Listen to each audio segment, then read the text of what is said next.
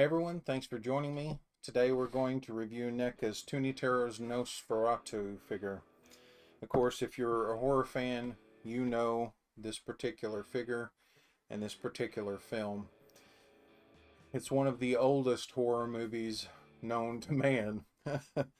A silent film at the time, fairly well directed for when it came out, and had a great characterization of a vampire. As with most of these releases, I'm going to just crack into it right now, live, and in Technicolor. If you're old enough, you'll get that reference.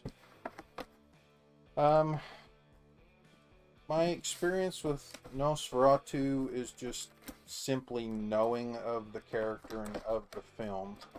I don't know if I have ever watched the entire movie straight through.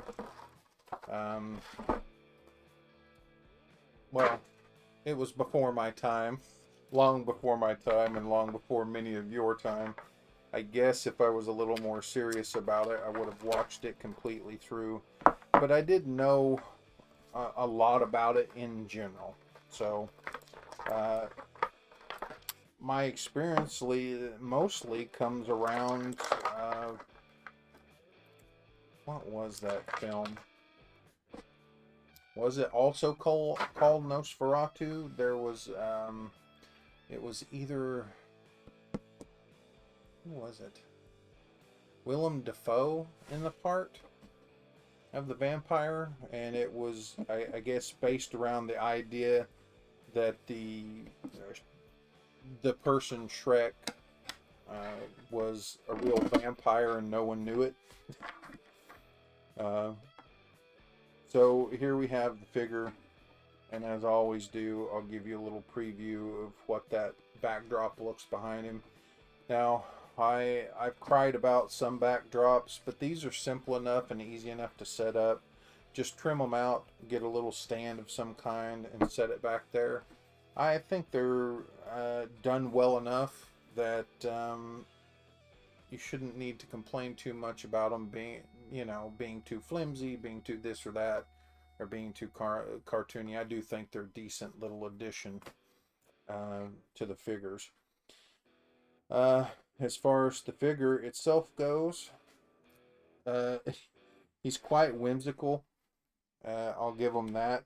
He has shoulder articulation and wrist articulation. Not much past that. I believe he does have some in the hips, but not above, like, I don't know, thigh level. Nicely done little coat. Details are pretty great in that. Very old-fashioned looking, with the cross buttons and stuff all the way down. Kind of a little trench coat, and it has a part in the back as well as the front. The hands and face are quite pale, but pretty well done. He has long fingernails here that are white, gray hair, gray brows. Trying to tell, yeah, the eyes are actually a green color with a red pupil in the middle. So that's a pretty cool touch. Of course, you can raise these arms, and he's coming to get you kind of stuff. It may even look as though, although I'm not going to tempt it, it looks like he has some up and down motion here, yeah, in these wrists, which is pretty technical for such a small figure. He does come with this little rat. I'm not exactly sure if that played into the film, but he does come with this rat, and with a quite cartoony little look. Wringing its hands. It even looks like it's a vampire itself, with sharp front teeth, little red eyes, nice little pink tail, and feet and hands. So it's pretty neat overall. Oh, I just caught he has some elbow articulation. This is probably the most articulated Toony Terrors figure that they've actually done, so good for them, especially for a figure like this.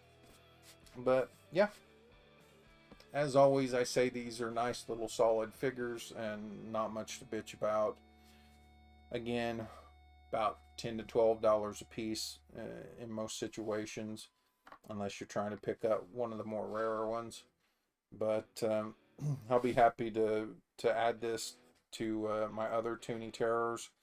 Uh, I think this is probably the most whimsical it seemed. I don't know if that's what they were going for here, but to me, it really embodies that sort of cartoony flavor that these have. So, yeah, pick it up if you like the figure and the review. Totally, what's in the box approved. Thanks.